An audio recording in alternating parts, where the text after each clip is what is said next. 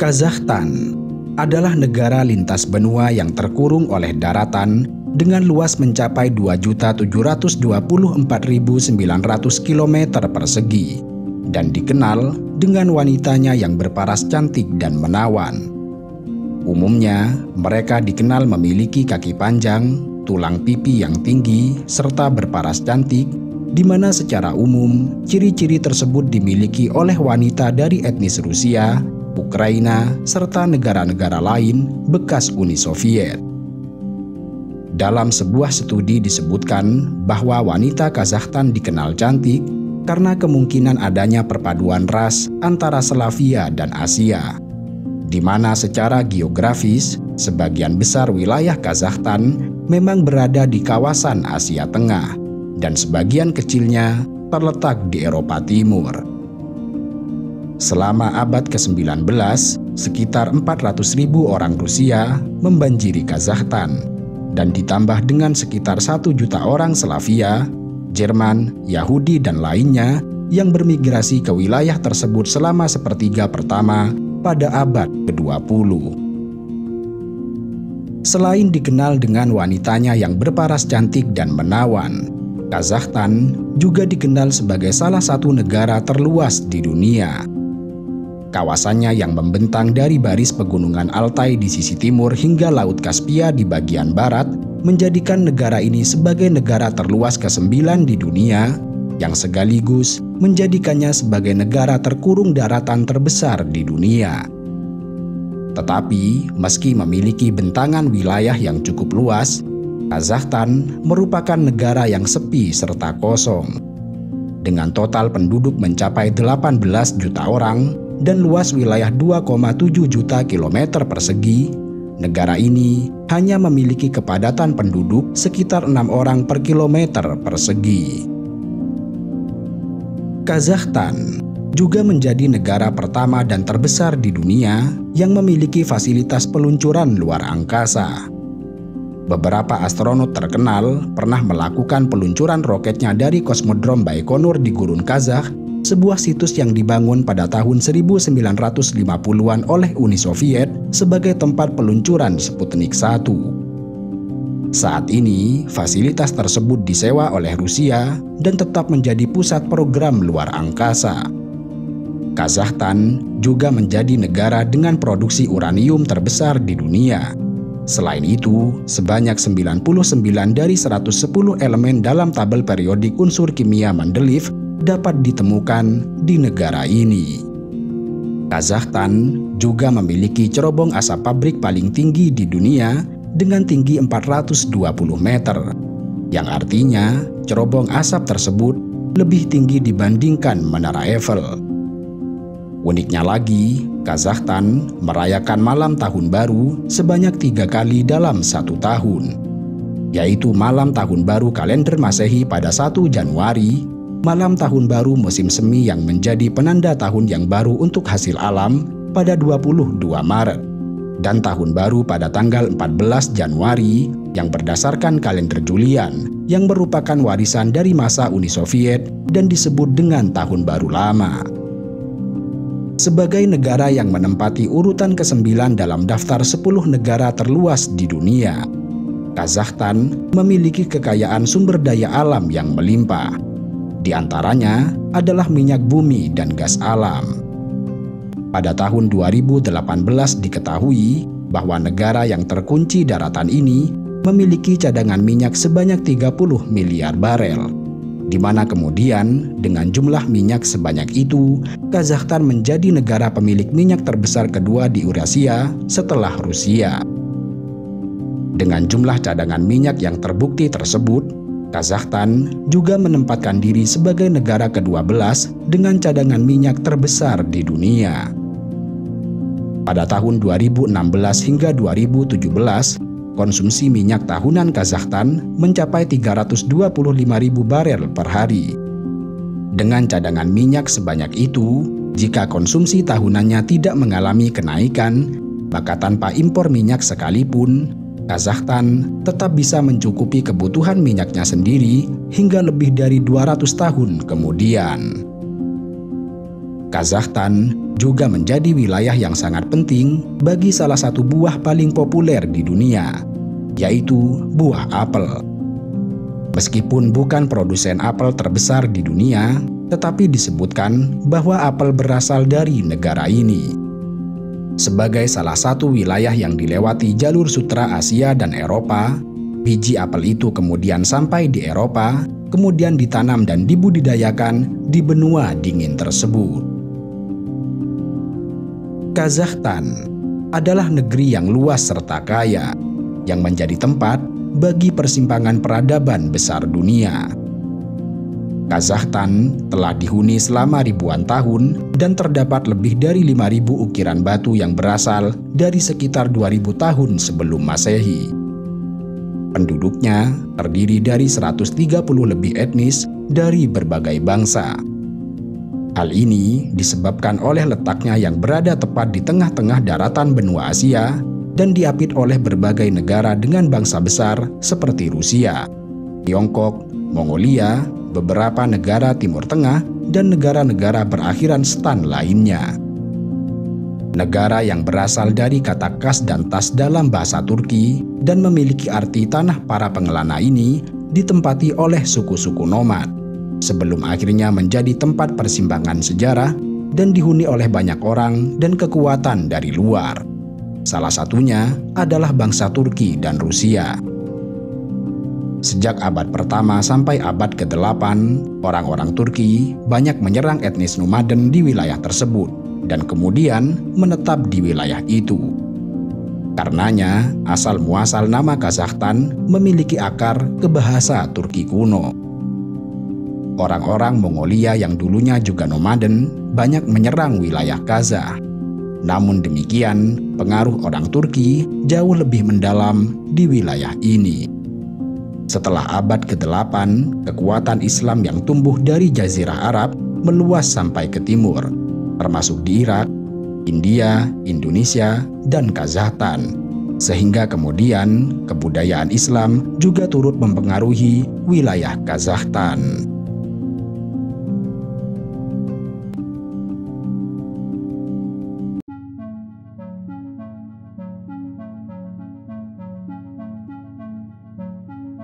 Turkmenistan adalah negara yang tidak dapat dipisahkan dari gurun. Hal ini karena secara geografis, ciri khas paling menonjol dari negara ini adalah keberadaan Gurun Karakum yang meliputi sekitar 70% dari seluruh wilayah negara ini. Bahkan, 5 provinsi yang terpadat di negara ini memiliki bagian dari Gurun Karakum yang membentang seluas 350.000 km persegi. Gurun Pasir Karakum memiliki makna sejarah yang mendalam bagi Turkmenistan dan menyimpan jejak-jejak yang berharga bagi peradaban zaman sebelum Masehi.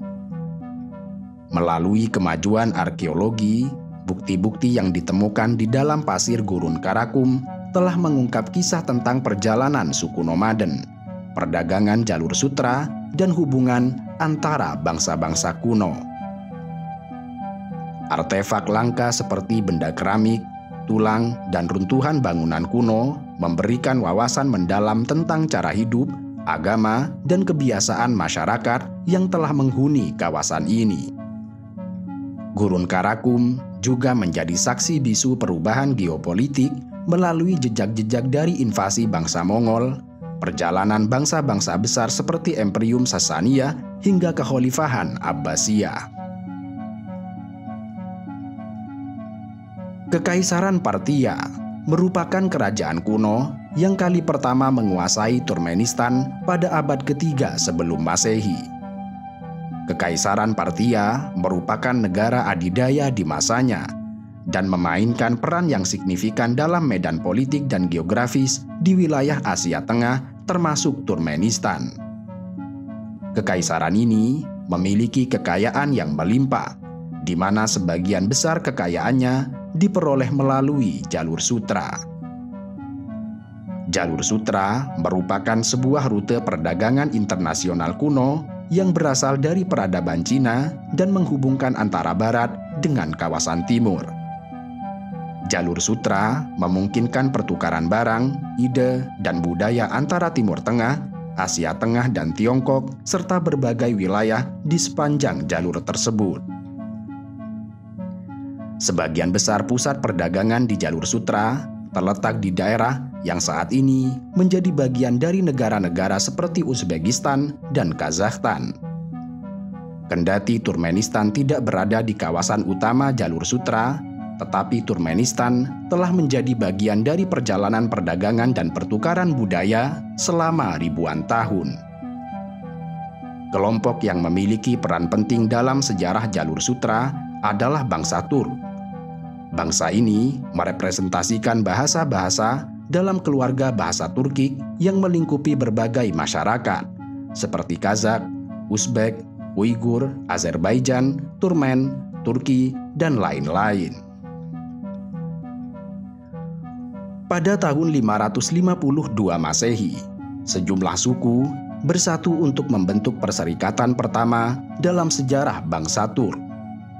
Akan tetapi, beberapa dekade kemudian, mereka dilanda perpecahan dan perang saudara, yang mengakibatkan bangsa Turk ini pun menjadi pecah menjadi dua bagian, yaitu sisi timur di Otuken, Mongolia, dan sisi barat di Suyap, Kirgistan.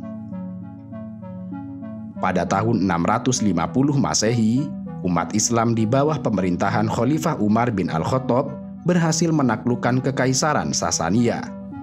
Sejak saat itu, banyak bangsa Turk sisi barat mulai menerima Islam. Dakwah agama Islam berkembang sangat pesat di kawasan ini, khususnya sejak dinasti Umayyah berhasil menguasai Samarkand. Pada masa dinasti Abbasiyah, banyak bangsa Turk sisi barat yang berdatangan ke kota Baghdad, pusat wilayah dan peradaban Abbasiyah. Mereka kemudian mengisi berbagai profesi dan menjadi orang-orang yang berpengaruh di kota itu. Pada abad ke-10 Masehi, suku-suku Turk seperti suku Oghuz menjadi bagian dari dinasti-dinasti besar di wilayah Timur Tengah dan Anatolia. Pada awal abad ke-13 atau tepatnya tahun 1206 hingga 1227 Masehi, bangsa Mongol di bawah pimpinan Genghis Khan datang dalam serangkaian kampanye militer yang sangat luas serta ganas, yang pada puncaknya mereka menguasai 2/3 dari total luas dunia. Salah satu sasaran utama ekspansi mereka kala itu adalah wilayah-wilayah di Asia Tengah, termasuk wilayah yang sekarang dikenal sebagai Turkmenistan. Genghis Khan dan bangsa Mongol pada umumnya mengikuti tradisi agama yang disebut Tengrisme atau Samanisme Mongol. Tengrisme merupakan agama khas suku-suku Mongolia dan bangsa Turk kuno yang memiliki keyakinan terhadap kekuatan alam, para arwah, dan koneksi dengan dunia spiritual. Kendati demikian, sejumlah anak keturunan Genghis Khan di kemudian hari berakhir memeluk agama Islam. Merekalah yang turut mendorong kebangkitan peradaban Islam sejak akhir abad ke-13. Sebagai contoh, cicit Hulagukan bernama Mahmud Ghazan menjadi mu'alaf sejak tahun 1295. Kemudian ada Berke Khan yang berjibaku membela agama Islam dan berperang melawan sepupunya, yaitu Hulagukan. Salah seorang cucu Genghis Khan ini merupakan kaisar Mongol pertama yang memeluk agama Islam. Pada tahun 1250 Masehi, ia mengikrarkan 2 kalimat syahadat di hadapan seorang sufi tarekat Kubrawiyah bernama Syekh Saifuddin Bagarzi. Alhasil, ratusan ribu orang-orang Mongolia berduyun-duyun memeluk agama Islam. Penyebaran Islam di wilayah Asia Tengah juga didorong oleh peran Timur Leng pada abad ke-14. Timur Leng menghabiskan waktunya selama 35 tahun dalam berbagai pertempuran dan ekspedisi. Didukung oleh pasukan bangsa Turk yang sangat loyal serta para tokoh muslim dan ulama, Timur Leng melakukan perluasan kekuasaan. Karirnya yang gemilang di bidang militer telah mengantarkannya menggabungkan wilayah-wilayah yang luas yang sekarang disebut sebagai Uzbekistan, Turkmenistan, Afghanistan, Iran, dan sekitarnya. Semua negara ini digabungkan dalam kekaisaran yang dikenal sebagai Kekaisaran Timuria. Melalui memoarnya, Timur Leng berkata, "Ayahku berkata kepadaku bahwa kami adalah keturunan dari Abul Atrok." Dari silsilah itulah kemudian terungkap bahwa Timur Leng masih merupakan keturunan Mogul. Ayahnya bernama Teragai yang merupakan ketua kaum Barlas, yang dengan demikian ia adalah cicit dari Karacarnevian yang merupakan anak dari Genghis Khan. Pada awal abad ke-14, pimpinan bangsa Turk bernama Osman Gazi mendirikan sebuah entitas politik yang menjadi cikal bakal Kekaisaran Utsmaniyah. Inilah awal dari perjalanan panjang Kekaisaran Utsmaniyah yang kemudian berkembang menjadi salah satu kekaisaran terbesar dan paling berpengaruh dalam sejarah dunia. Pada abad ke-18 dan ke-19, beberapa suku Turk di wilayah Asia Tengah berada di bawah pengaruh Kekaisaran Rusia. Kemudian, pada abad ke-20, wilayah-wilayah ini menjadi bagian dari Uni Soviet. Uni Soviet menduduki semua wilayah Asia Tengah, termasuk Turkmenistan, dan menjadi salah satu republik yang bergabung dalam pendirian Uni Soviet. Pada masa itu, sekitar 93% penduduk Turkmenistan beragama Islam, dan mereka menghadapi tantangan besar dalam menjaga keyakinan agamanya. Kebijakan anti-agama yang dianut oleh rezim komunis menciptakan banyak hambatan, tetapi masyarakat Muslim tetap gigih dan kreatif dalam mempertahankan keyakinan agamanya. Untuk mempertahankan agamanya, masyarakat Muslim membangun rumah kedap suara dengan sebuah pintu rahasia menuju ruangan tertentu. Di ruang tamu, botol-botol minuman keras diletakkan, foto tokoh komunis dipajang, layar televisi juga memasang poster-poster yang membangkitkan hawa nafsu. Setiap kali polisi datang dan menggeledah rumah, mereka tidak akan menemukan apa-apa yang mencurigakan. Dan mereka menganggap bahwa keyakinan penghuninya selaras dengan ideologi mereka sendiri. Para polisi itu pergi dengan puas dan tertipu oleh apa yang mereka amati. Mereka tidak menyadari bahwa hanya berjarak beberapa meter dari botol-botol minuman itu, anak-anak muda tak berdosa tengah membaca ayat Al-Quran. Keluarga Muslim akan mengunci diri dalam ruangan itu selama 6 bulan pada satu waktu untuk mengajarkan Al-Quran dan kitab Sahih Bukhari kepada anak-anak. Pada tanggal 27 Oktober tahun 1991, Dewan Tertinggi Turkmenistan menyatakan kemerdekaannya dari Uni Soviet dan mengakhiri hampir 70 tahun kepemilikan dan pengaruh Uni Soviet. Pada akhirnya, negara dengan 93% pemeluk agama Islam ini merdeka dan membentuk pemerintahan sendiri. Dan hari kemerdekaan Turkmenistan terus dirayakan setiap tahun. Turkmenistan melanjutkan perjalanannya dengan warisan sejarah yang mempengaruhi budayanya, sembari berusaha membangun masa depan yang mandiri serta berdaulat.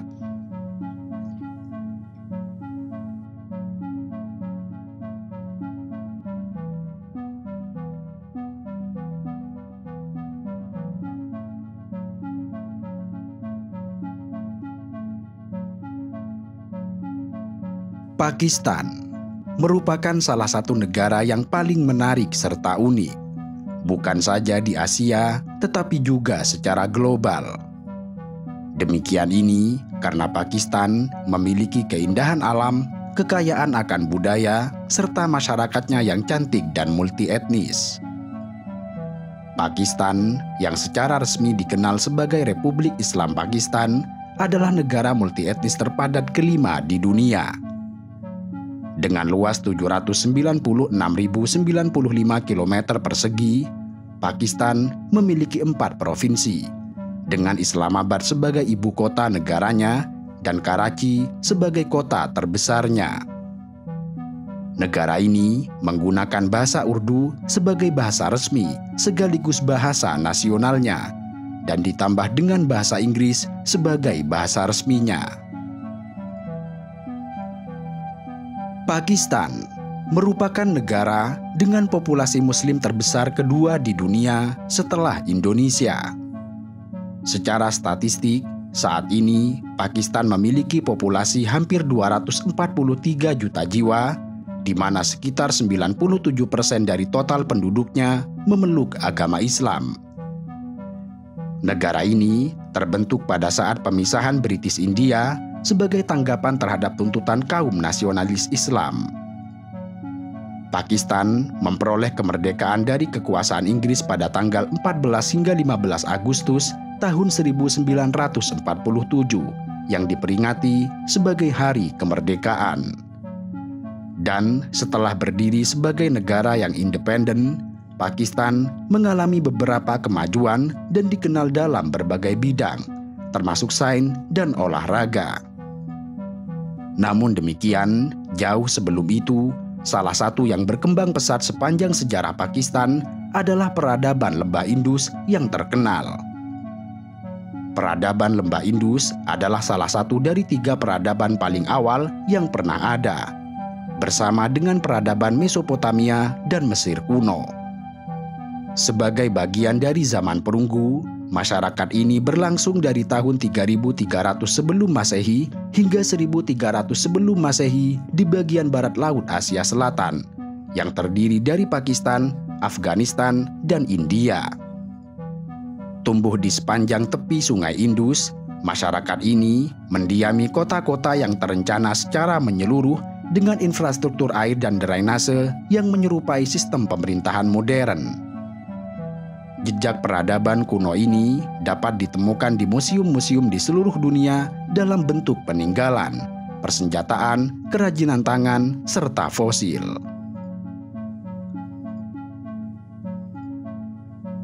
Pakistan dikenal sebagai negara serba tinggi. Demikian ini karena beberapa hal yang dimiliki oleh Pakistan dinilai sebagai yang tertinggi di dunia. Pakistan memegang gelar sebagai pemilik anjungan tunai mandiri atau ATM tertinggi di dunia.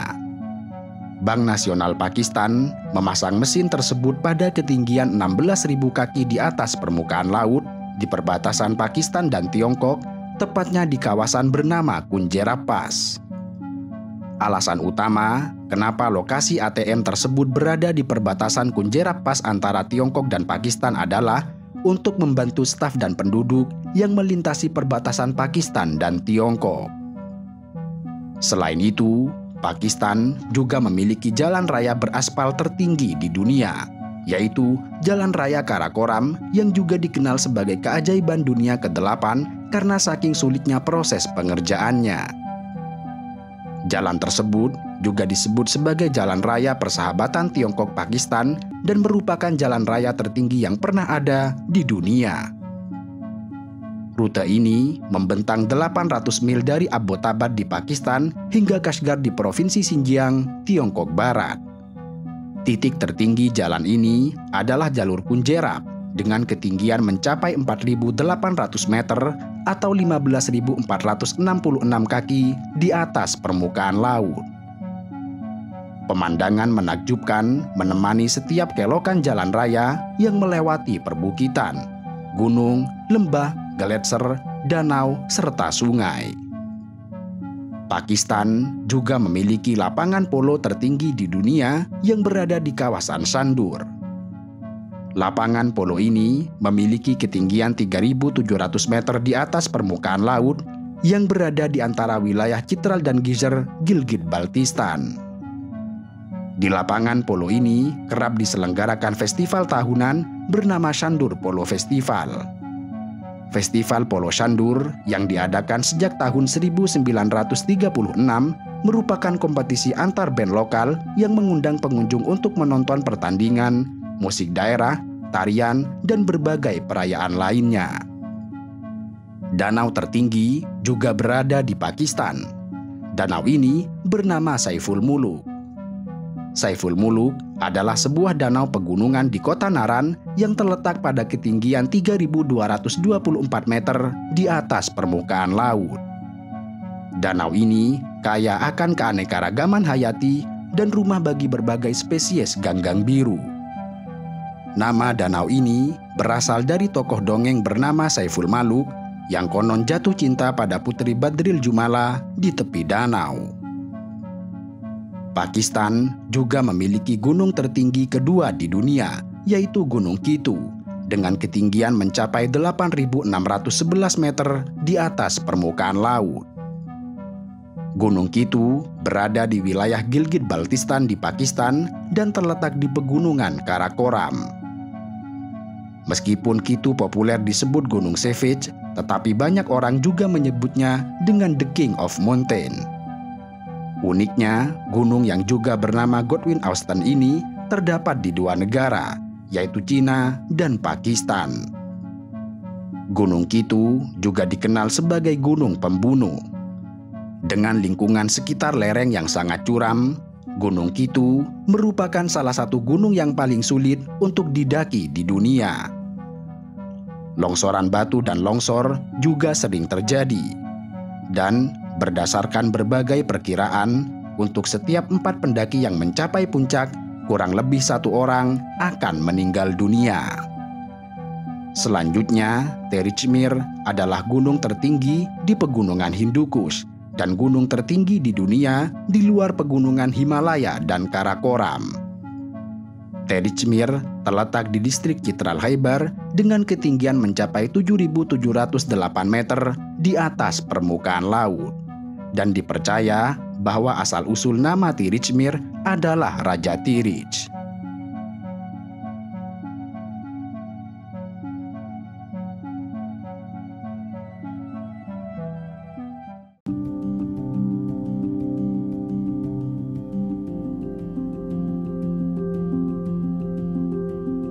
Uzbekistan adalah satu dari 2 negara di dunia yang terkurung daratan ganda, yang berarti bahwa negara ini terkurung oleh negara lain yang juga terkurung oleh daratan. Dengan demikian, Uzbekistan membutuhkan setidaknya 2 kali penyeberangan perbatasan nasional agar bisa mencapai garis pantai. Negara dengan luas mencapai 447.400 km persegi ini berbatasan dengan Kazakhstan serta Laut Aral di utara dan barat laut, Turkmenistan di barat daya, Tajikistan di tenggara, dan Kirgistan di timur laut. Uzbekistan menjadi salah satu negara terbesar di Asia Tengah yang sekaligus menjadi satu-satunya negara yang berbatasan dengan semua negara di benua itu. Selain terkunci negara besar, Uzbekistan juga terkurung daratan kering, gurun pasir, serta pegunungan. Meski terkurung oleh daratan, Uzbekistan banyak melahirkan ilmuwan hebat yang namanya terus dikenal hingga saat ini. Samarkand merupakan salah satu kota di Uzbekistan yang telah berusia hampir 3.000 tahun. Kota ini memiliki sebuah madrasah yang sangat megah yang melahirkan banyak ilmuwan hebat, seperti Ibnu Sina yang dikenal sebagai bapak kedokteran modern, Imam Al-Bukhari yang dikenal sebagai pemuka agama dan penulis kitab Sahih Al-Bukhari, Al-Khawarizmi yang dikenal sebagai penemu algoritma dan aljabar, serta Umar Khayyam yang dikenal sebagai penyair yang sangat hebat. Selain madrasah yang melahirkan banyak ilmuwan besar, Uzbekistan juga memiliki observatorium terbesar di dunia yang didirikan pada tahun 1420-an. Berkat fasilitas ini, ilmuwan Uzbekistan berhasil menentukan 1022 bintang dengan sangat tepat. Padahal mereka tidak menggunakan alat canggih seperti komputer dan lain sebagainya. Uzbekistan juga dikenal memiliki danau yang sangat luas yang disebut Laut Aral. Danau ini memiliki luas 68.000 km persegi yang dinobatkan sebagai perairan pedalaman yang terbesar keempat di dunia. Dengan luas semacam itu, Laut Aral hampir mencapai setengah luas Pulau Jawa.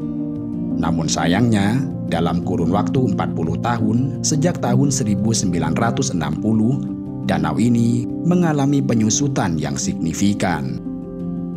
Pada tahun 2014, luas Laut Aral hanya tersisa sekitar 10% dari ukuran awal, di mana seiring menyusutnya air serta luas danau, ikan yang berhabitat di dalamnya menjadi mati, yang kemudian membunuh industri perikanan di kota-kota sekitarnya, yang sekaligus menyisakan banyak bangkai kapal. Uzbekistan juga dikenal sebagai negara dengan sumber daya alam yang melimpah. Negara ini memiliki tanah yang subur, mineral, minyak bumi, gas alam, serta emas. Uzbekistan memiliki cadangan uranium terbesar ke-7 di dunia setelah Australia, Kazakhstan, Rusia, Kanada, Afrika Selatan, dan Ukraina. Negara ini juga memiliki tambang emas terbuka terbesar di dunia yang terletak di Muruntau. Tambang ini memiliki luas 2,17 mil dengan kedalaman mencapai 1.837 kaki yang menghasilkan emas sekitar 2 juta on emas setiap tahun. Dan diperkirakan cadangan emas di wilayah ini mencapai sekitar 170 juta on. Emas di wilayah ini ditemukan pertama kali pada tahun 1958, di mana pada awalnya wilayah ini merupakan sumber batu pirus dari masa Jalur Sutra. Ekonomi Uzbekistan didominasi oleh sektor pertanian yang menyumbang sekitar 30% dari PDB pada tahun 2017. Tanaman utama yang dibudidayakan di negara ini adalah kapas, gandum, jagung, beras, kentang, tebu, dan kedelai. Kapas adalah tanaman yang terbesar di Uzbekistan yang menyumbang sekitar 30% dari luas lahan yang ditanami. Kapas yang juga sering diistilahkan sebagai emas putih menjadi komoditas ekspor yang terbesar yang menempatkan Uzbekistan sebagai produsen kapas terbesar kedua di dunia setelah Cina. Selain itu, beberapa tanaman buah tropis asal Indonesia juga dapat dibudidayakan di Uzbekistan, seperti pisang, mangga, pepaya, serta jeruk nipis. Tanaman buah tropis ini memiliki pasar yang sangat baik di Uzbekistan karena banyak diminati oleh masyarakat setempat. Uzbekistan juga dikenal memiliki banyak monumen arsitektur, pemandangan alam yang menawan, serta sejarah dan budaya yang memukau. Budaya dan tradisi Uzbekistan adalah hasil dari pengaruh berbagai bangsa dan peradaban yang pernah mendiami wilayah ini. Uzbekistan telah dihuni sejak 2000 tahun sebelum Masehi. Selama berabad-abad, wilayah ini diperintah oleh Persia, sampai kemudian ditaklukkan oleh Alexander Agung pada sekitar abad ke-4 sebelum Masehi. Selama abad ke-8, pasukan Arab mendominasi daerah ini dan mengubah suku-suku Turki nomaden yang tinggal di wilayah ini menjadi Islam.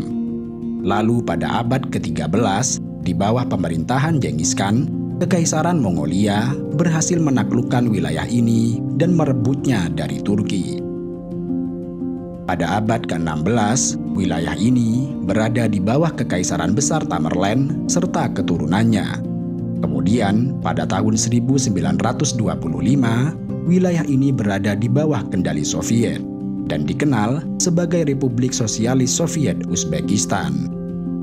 Hingga akhirnya, sesaat sebelum pembubaran Uni Soviet, Uzbekistan mendeklarasikan kemerdekaan sebagai Republik Uzbekistan pada tanggal 31 Agustus tahun 1991. Sebagai wilayah yang pernah dihuni berbagai bangsa, adalah wajar jika Uzbekistan memiliki beragam kebudayaan. Beberapa ciri khas budayanya, masyarakat Uzbekistan sangat menghormati roti sebagai simbol kehidupan. Mereka tidak meletakkan roti di bawah atau di atas lantai karena hal tersebut dapat membawa kesialan. Masyarakat Uzbekistan memiliki seni musik, tarian, lukisan, dan kerajinan tangan yang beragam serta indah.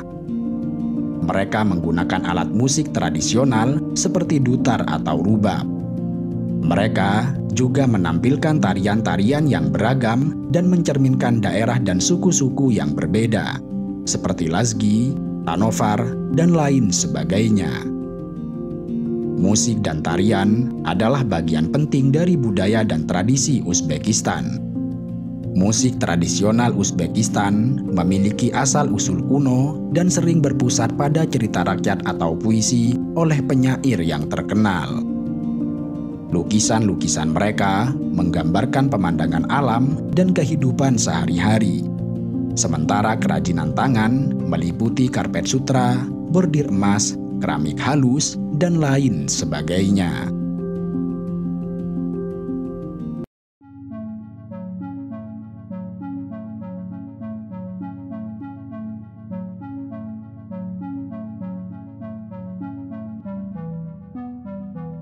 Dagestan merupakan daerah pegunungan yang menjadi sebuah republik di Rusia yang dikenal menghasilkan banyak petarung dan pegulat kelas dunia. Salah satu pegulat dan petarung paling hebat yang dimiliki negara ini adalah Khabib Nurmagomedov dengan catatan 29 kemenangan dan tidak pernah terkalahkan dalam ajang seni bela diri campuran atau MMA.